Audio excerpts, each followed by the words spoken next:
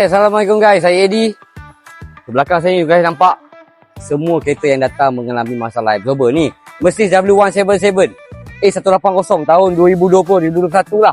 So ada masalah absorber. Tapi saya nak berceritakan tentang 3 biji anak gajah yang mengalami masalah absorber yang lembut. Jom kita tengok.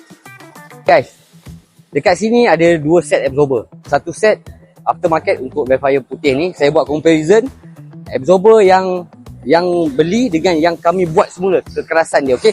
So sebenarnya bukan salah absorber, tetapi sebabkan faktor usia dia. Okey, contoh yang ini aftermarket. Kita tengok saya tekan tekan macam ni je. Sebelah tangan pun saya boleh tekan. Lembut sebab faktor usia dia dah lama.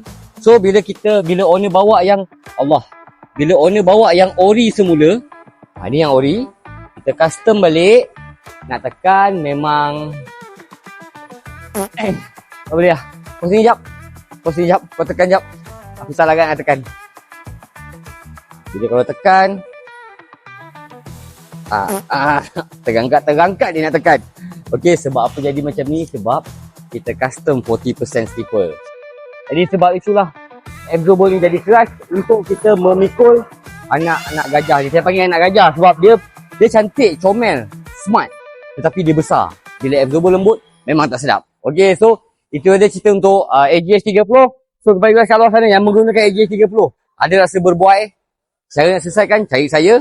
InsyaAllah cara dia masuk kat link bio saya ataupun Roger nombor yang terpawan screen. So insyaAllah kita akan jumpa lagi dalam video seterusnya.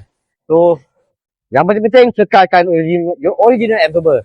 InsyaAllah jumpa lagi. Bye bye. Assalamualaikum.